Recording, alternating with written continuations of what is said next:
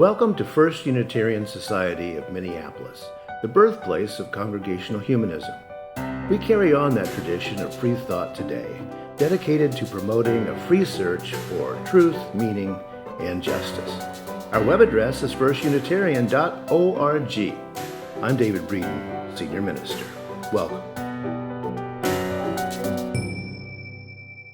In his book, The Sense of Beauty, being the outline of aesthetic theory, the Spanish philosopher George Santayana wrote this: "Human attention inevitably flickers. We survey things in succession, and our acts of synthesis and our realization of fact are only occasional. This is the tenure of all our possessions. We are not uninterruptedly conscious of ourselves, our physical environment, our ruling passions, or our deepest convictions. What wonder, then, that we are not constantly conscious of that perfection which is the implicit ideal of all our preferences and desires. We view it only in parts, as passion or perception successively directs our attention to its various elements. Some of us," he goes on, "never tried to conceive it, that perfection which is the implicit ideal of all of our preferences and desires, in its totality. Yet our whole life is an act of worship to this unknown divinity. Every heartfelt prayer is offered before one or another of its images."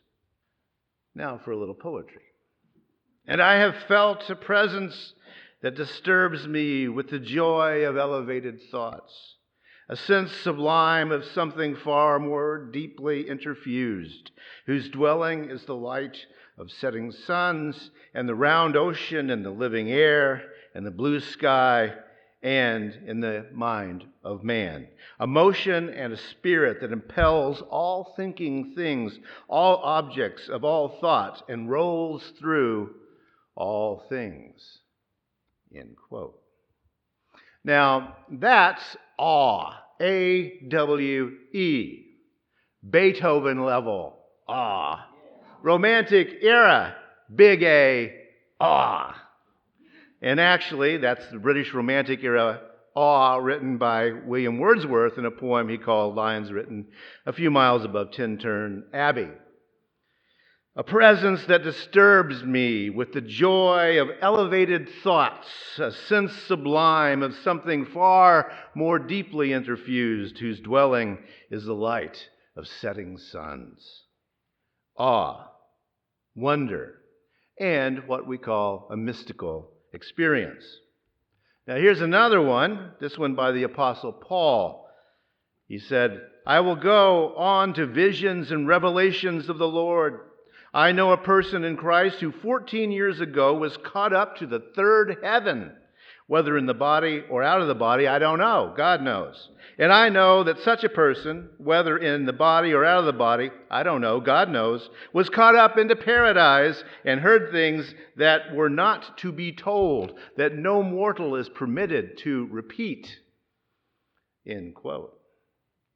Now, that's what I want to consider today, is mystical experience, emotions of awe, wonder, the sublime, the mystical, the ineffable, transcendence, emotions and experiences that change a person's way of thinking and sends them down a new path, a path whose purpose was described by George Santayana in the reading, something that makes us, quote, conscious of that perfection, which is the implicit ideal of all our preferences and desires. So, I invite you to think with me now. Think about those times that you have felt one with the universe. You felt held by the universe. We humanists call it one thing. Religious naturalists perhaps call it something else. Various religious traditions supply various words for it. But let's think about this as a pan-human feeling. Wordsworth phrased it a sense sublime of something far more deeply interfused. St. Paul called it the third heaven. But it's about awe. Now that word comes from Old English. It meant fear, terror, or reverence. fear, terror, or reverence. For the polytheistic Germanic peoples, it was something felt before the power of nature or before a very powerful leader. Later, as Christianity came into the picture, that English word was equated with the monotheistic God. Whatever you think causes it, the emotion is the same: fear, terror, reverence. Now, I grew up in the Mid-South where tornadoes are very common. When a tornado comes close, I can guarantee you've got fear, terror, and reverence all mixed up together as you duck under something. I lived for a little while on the Gulf Coast. When a hurricane comes in, you got awe, fear, and terror guaranteed as you crawl under something. These are the natural occurrences of awe, nature, but people go looking for it as well. The Maya, Inca, Aztecs, Egyptians set about creating awe by building those big old pyramids. European Christians set about creating awe by constructing those overwhelming things called cathedrals. And since then, secular structures like dams and skyscrapers have created awe. The European Romantics of the 19th century went looking for it in nature. When Wordsworth felt the sensations he reports in the poem, he was hiking an awe-inspiring area along the River Wye to see some ruins of a 12th century abbey. Another favorite romantic spot was Mont Blanc in the Alps. And here in the U.S., Niagara Falls and the Grand Canyon have always been favorites for invoking awe. The first thing to keep in mind is that awe is not tied to any one religion or one art. It's a human emotion, as is wonder, which is interesting because the origin of the word wonder is Old English too, wundor, wundrin, but we don't know what that word ever meant except for wonder. It's just one of those words that is there, and it's the only word to really describe it: wonder. Dr. Jesse Prinz, a professor of philosophy at City University in New York, researches awe and wonder. Prinz believes that art, science, and religion all have awe and wonder as a common root. These emotions encourage us to try to understand, and our attempt to understand is the source of religion, art, and science. Dr. Prinz writes, quote, "Atheist that I am, it took some time for me to realize that I'm a spiritual person," end quote. Well, actually, Dr. Prinz, we're all spiritual people in one way or another because, again, it's a common and pan-human emotion. The physicist Sean Carroll, who, by the way, has a brilliant podcast called Mindscape. Yep, look that one up. Sean Carroll. He writes this: "We talk about awe and wonder, but those are two different words. I am in awe of the universe, its scope, its complexity, its depth, its meticulous precision. But my primary feeling is wonder. Awe has connotations of reverence. This fills me with awe, and I am not worthy. Wonder has connotations of curiosity. This fills me with wonder, and I'm going to try to figure it out. I will take wonder and awe every day," he says, end quote. For Dr. Carroll, an atheist who calls himself a poetic naturalist, understanding more increases your awe. Poetic naturalist. It's kind of a cool, yeah. Here's the thing. We're not locked in any kind of zero-sum either-or world where atheists can't have mystical experiences or theists can't realize the beauty of a completely material and observable set of physical processes. It doesn't work that way. Every human being experiences awe and wonder, sometimes across the artificial boundaries of science, art, and religion. As Sean Carroll and Jesse Prinz point out, awe and wonder are the driving forces behind creativity in all those: science, art, and religion. But I have to ask, why? Why is awe important to us? And I think it's this: self-transcendence. Self-transcendence. Getting us out of our ego and into a relationship with our planet and our fellow creatures on the planet. Now, in her poem Nostos, Nostos, the American poet Louise Gluck writes this: "We look at the world once, in childhood. The rest is memory." Now, that's a perfect description of a loss of the ability to see awe and wonder. It's a description of the damage that habit does. It's the opposite of living a life filled with awe and wonder, the kind of awe and wonder that creates science, art, and religion. Now contrast that attitude with this little poem from Emily Dickinson. "Nature is what we see. The hill, the afternoon, squirrel." She actually wrote that in the thing, right? Just 150 years earlier.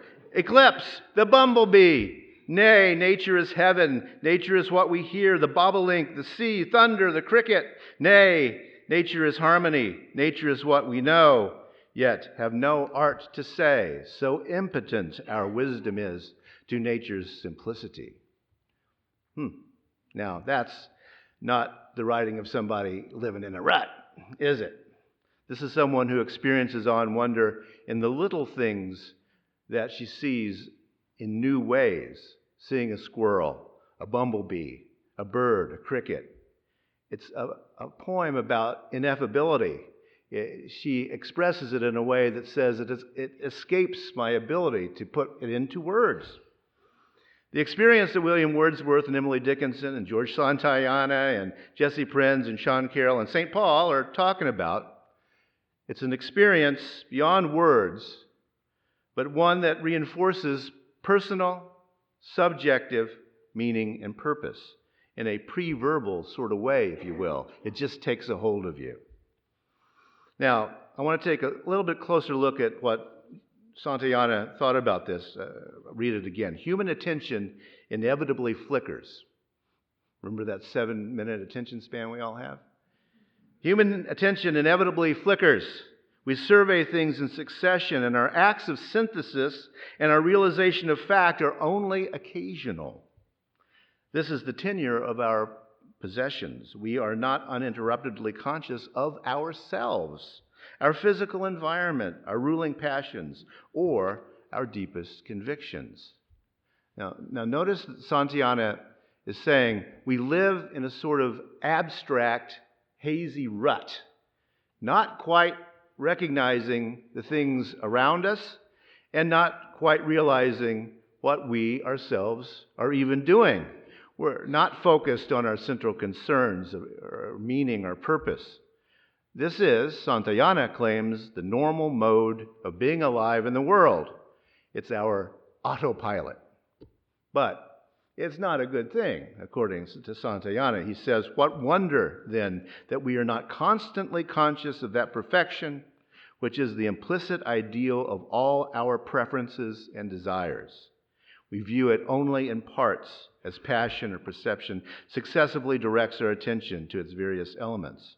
Some of us never try to conceive it in its totality, yet our whole life is an act of worship to this unknown deity. Every heartfelt prayer is offered before one or another of its images." End quote. Perfection. That, Santayana claims, is what we all long for. Perfection. But guess what? We already live there all the time. It's just that habit makes us fail to see the wonder. Art or nature or wonder can awaken us to that perfection in ourselves, reawaken us. And we need to access that perfection, as he calls it, to keep aware of our own personal meaning and purpose and the simple joy of living and breathing in this wonderful world. Now, I'm going to go back one more time to that why. As Ralph Waldo Emerson wrote at the foundation of the transcendental movement that we are part of, he said this: "Our age is retrospective. It builds the sepulchres of the fathers. It writes biographies, histories, and criticism. The foregoing generations beheld God and nature face to face, we through their eyes. Why should not we also enjoy an original relation with the universe? Why should not we have a poetry and philosophy of insight and not of tradition, and a religion by revelation to us and not a history of theirs." End quote. Like our liberal religious forebears, the transcendentalists, humanists, religious naturalists, we all find awe in that original relation to the universe. That is where we find transcendence. It's all about getting over ourselves and getting past ourselves and getting out of our own way. Not many of us are very adept at doing that, we must admit. Getting out of your own way is about transcending that I ego thing, that illusion of self, as the Buddhists call it. That's transcendence. Why seek it? Because, as all the authors I've mentioned today, I think would agree, awake and alive people change our world for the better. That's why. Thanks for listening. You can find much more about humanism and what's happening at First Unitarian Society in Minneapolis by visiting our website at firstunitarian.org.